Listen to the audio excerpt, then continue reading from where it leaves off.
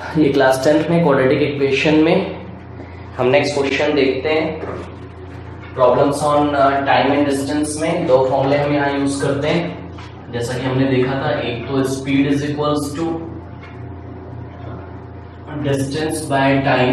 Okay, time को हम इधर ले आते हैं तो टाइम इज इक्वल्स टू क्या हो जाता है, distance by speed, distance by speed. चलिए देखिए, इसमें नेक्स्ट क्वेश्चन हमसे क्या बोला जाता है, हमसे बोला जाता है a fast train takes 3 hours less than a slow train. Obviously जो फास्ट ट्रेन होगी वो कम समय लेगी, कितना कम समय लेती है, 3 hours less than a slow train. Okay, for a journey of 600 kilometre. तो एक डायग्राम अगर हम बना लें तो बहुत अच्छा क्लियर हो जाता है।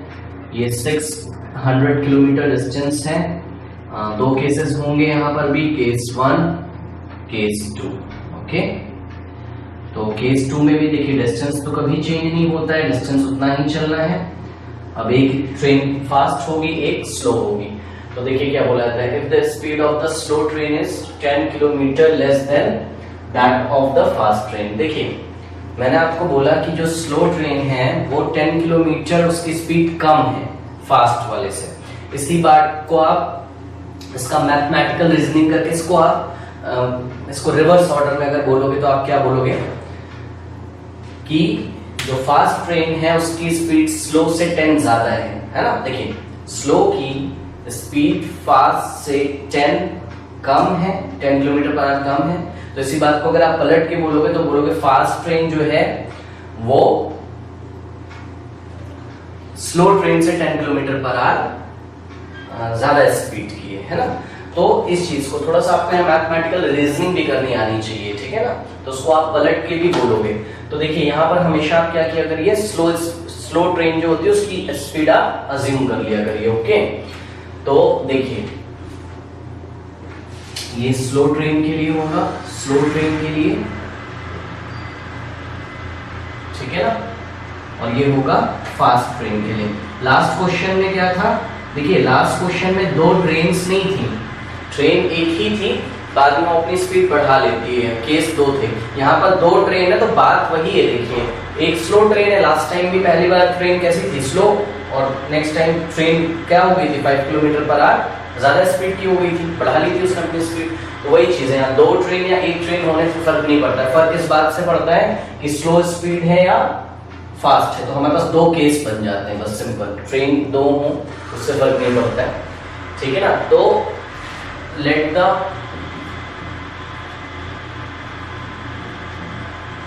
Speed of the slow train भी x किलोमीटर पर आवर, ठीक है ना। देखिए स्लो ट्रेन की स्पीड मैंने अज्यूम कर ली, तो फास्ट ट्रेन की कितनी हो जाएगी, फास्ट ट्रेन की जो है वो 10 किलोमीटर पर आवर ज्यादा हो जाएगी, है ना। Therefore the speed of fast train is given bye x plus 10 kilometre per our. Okay, अब देखिए स्लो ट्रेन का अगर मैं टाइम निकालूं इस डिस्टेंस को ट्रेवल करने के लिए, तो टाइम का फॉर्मूला क्या होता है, यहीं पे निकाल लेते हैं। देखिए time of slow train to cover, time taken by slow train to cover 600 kilometre पर 600 kilometre is given by, time क्या होता है, डिस्टेंस अपॉन स्पीड। तो डिस्टेंस कितना है यहाँ 600 और स्पीड कितनी है स्लो ट्रेन की, x किलोमीटर हमने अज्यूम करी है। ओके, और देखिए time travel by fast train is given by distance upon speed. Speed कितनी है फास्ट ट्रेन की, x प्लस 10। बस देखिए सिंपल बन गई। अब फिर से वही हमें करना है, क्या लिखा हुआ है, फास्ट ट्रेन टेक्स। देखिए फास्ट ट्रेन टेक्स इक्वेशन आप कैसे भी बना सकते हैं, दो मेथड से मैं आपको बता रहा हूं। देखिए फास्ट ट्रेन टेक्स मतलब फास्ट ट्रेन का जो टाइम है it is equals to 3 less है, किससे 3 लेस है, 3 less than the slow train, slow train के टाइम से 3 hours लेस है। तो ये देखिए ठीक बना इक्वेशन बिल्कुल। फास्ट ट्रेन का जो टाइम है वो स्लो ट्रेन के टाइम से 3 hours लेस है। तो फास्ट ट्रेन का time is given by time taken by slow train minus 3, ऐसे भी कर सकते हो, ठीक, दूसरा मेथड है इसका करने का कि आपने देखिए मैं यहाँ लाइन ड्रॉ कर देता हूँ, भी समझ में आ जाएगा। दूसरा मेथड ये हम सोचेंगे कि ज्यादा वाले टाइम में से कम वाले टाइम को घटाएंगे, है ना, ज्यादा वाले टाइम में से कम वाले टाइम को घटाएंगे। तो ज्यादा टाइम कौन लेता होगा? ज्यादा टाइम लेता है जो टाइम स्लो ट्रेन है। देखिए स्लो ट्रेन की स्पीड कम होगी तो वो टाइम ज्यादा लेगा, तो ज्यादा वाले में से कम घटाएंगे, कम माइनस करेंगे, तो डिफरेंस दोनों का कितना आ रहा है? 3 अकॉर्डिंग टू द क्वेश्चन। अब वैल्यू रख लीजिए, चाहे इक्वेशन यहां से बनाइए चाहे यहां से, बात सेम है। क्योंकि देखिए ये t फास्ट को मैं राइट में ले जाऊंगा तो नेगेटिव हो जाएगा और 3 को मैं लेफ्ट में लाऊंगा तो पॉजिटिव हो जाएगा। तो ये वाला इक्वेशन क्या बन जाएगा? देखिए 3 इधर आ जाएगा तो ये प्लस का हो गया, इज इक्वल्स टू क्या हो जाएगा? Time taken by slow train तो ऐसे ही रहेगा, ये इधर आ जाएगा तो माइनस हो जाएगा, time taken by fast train. Okay, तो देख लीजिए आप इक्वेशन वही बन रही है, time taken by slow minus time taken by fast is equals to 3 और time taken by slow minus time taken by fast is equals to 3। बस आप वैल्यू रख दीजिए और ये आराम से देखिए बन जाएगा। तो इसमें बहुत इजी क्वेश्चन होते हैं, अगर आप थोड़ा सा शांति से करेंगे तो आराम से आ जाएगा। तो पेशेंस रखिए। टी स्लो कितना है? 600 upon x minus T fast कितना है? 600 upon x plus 10 is equals to कितना आता है? 3। फिर से ज्यादा टाइम वाले में से कम वाले को माइनस करिए, और ज्यादा टाइम कौन लेता होगा? जो स्लो चलती है ना, जो ट्रेन स्लो चलती है। तो देखिए स्लो वाली ट्रेन के टाइम में से फास्ट वाली ट्रेन का टाइम हमने माइनस कर दिया, ठीक है ना। तो ये आ गया 3। अब आप आराम से देखिए बना सकते हैं इसको। इन दोनों का एलसीएम कितना हो जाएगा? x इंटू एक्स प्लस 10, ये इधर जाएगा तो 600 इंटू एक्स प्लस 10 माइनस ये इधर जाएगा तो 600 into x is equals to 3, ठीक है ना। इसको मल्टीप्लाई कर देंगे तो 600 into x plus 600 into 10 is what?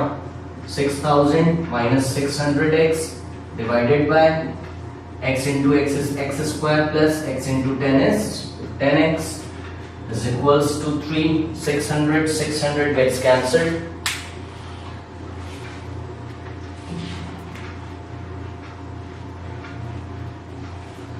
और ये आ गया हमारा देखिए 6000 is equals to 6000 न्यूमरेटर में बचा हुआ है और इसको मल्टीप्लाई कर देंगे क्रॉस मल्टीप्लिकेशन से, तो 3 in the bracket x square plus 10x, ठीक है ना। तो 6000 is equals to 3 into x square is 3x square plus 3 into 10 is 30x, ठीक है। अब आप 6000 को इधर ले जाएंगे तो यहाँ पे क्या बच जाएगा? 0 is equals to 3x square plus 30x minus 6000। अब राइट हैंड साइड को पूरा लेफ्ट में लिख लो, लेफ्ट को राइट में लिख लो, तो ये आ गया 3x square plus 30x minus 6000 is equals to 0, ठीक है ना। अब देखिए इसमें जो भी कॉमन आ रहा है उसको कॉमन ले लीजिए। 3 कॉमन आ रहा है तो ये हो जाएगा x स्क्वायर प्लस यहाँ क्या हो जाएगा? 10x माइनस 6000 को 3 से डिवाइड लगा दीजिए तो आपको पता चल जाएगा अंदर क्या बच जाएगा। अंदर बच जाएगा 2000 is equals to 0। ओके, ये हो गया। अब देखिए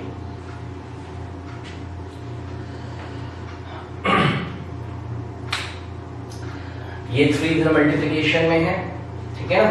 dividing by 3 on both side कर दीजिए आप, dividing by 3 on both side, ये 3 से 3 कैंसिल हो जाएगा और 0/3 कितना होता है? 0। तो इक्वेशन क्या बन जाएगी हमारी?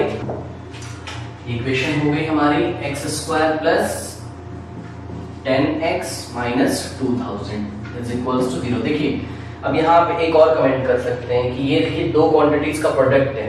जैसे ये आया था जब मैंने 3 से डिवाइड नहीं लगाया था, उसके पहले की चीज देखिए, ये 3 इंटू यहाँ से यहाँ तक का प्रोडक्ट है।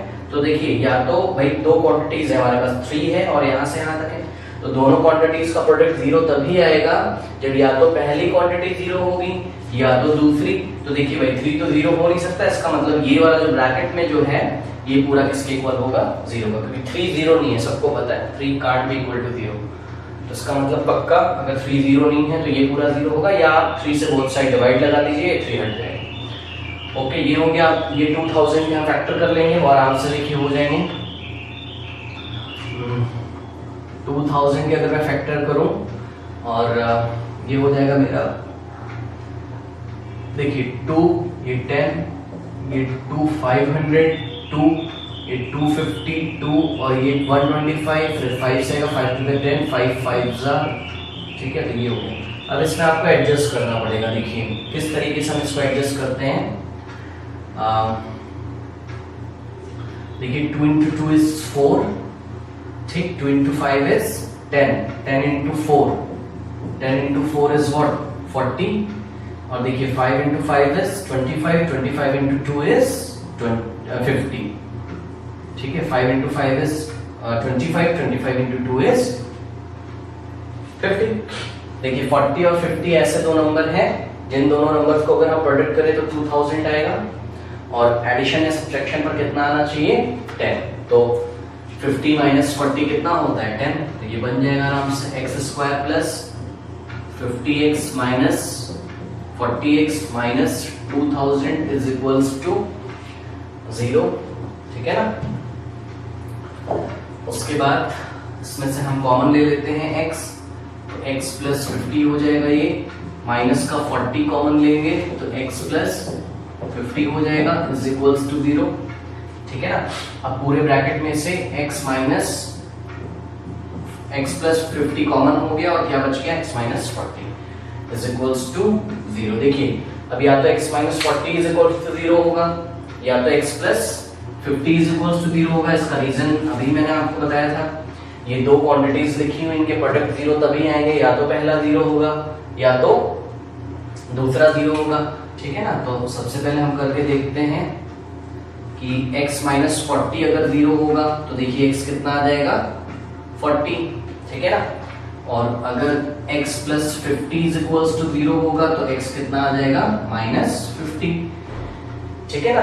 बट स्पीड देखिए, स्पीड एक स्केलर क्वांटिटी है, वो नेगेटिव नहीं हो सकती है। वेलोसिटी नेगेटिव हो सकती है, स्पीड नेगेटिव नहीं हो सकती है, ठीक है ना। x is equals to 40 kilometre per hour. अब इस क्वेश्चन में एक स्पेशलिटी ये है कि देखिए इसमें इन्होंने हमें पूछा है find the speeds of the two trains. Last question में ट्रेन एक ही थी, यहाँ दो ट्रेन है, ठीक है ना। तो दो ट्रेन होने से फर्क तो नहीं पड़ता है, हाँ आंसर पे फर्क पड़ता है। आंसर पे फर्क इस बात का पड़ता है कि मुझे यहाँ दो आंसर्स देने होंगे, ओके। तो ये जो x आया है ये स्लो ट्रेन की स्पीड है, स्लो ट्रेन की स्पीड है। स्लो ट्रेन की स्पीड मैंने कितनी अज्यूम की थी, x किलोमीटर पर आवर, ठीक है ना। x का वैल्यू कितना आया है, 40, इसका मतलब स्लो ट्रेन की स्पीड 40 किलोमीटर पर आवर होगी। बट जो फास्ट ट्रेन थी मेरी, फास्ट ट्रेन जो थी मेरी, फास्ट ट्रेन की जो स्पीड थी वो मैंने कितना अज्यूम किया था, फास्ट ट्रेन 10 किलोमीटर मोर था स्लो से, तो x प्लस 10 था वो, x plus 10 kilometre per hour. तो x का वैल्यू कितना रख देंगे, 40, 40 plus 10 that will be equal to 50 kilometre per hour, ठीक है ना। तो ये स्लो ट्रेन की हो गई 40 और फास्ट ट्रेन की हो गई 50 किलोमीटर पर आवर, ओके।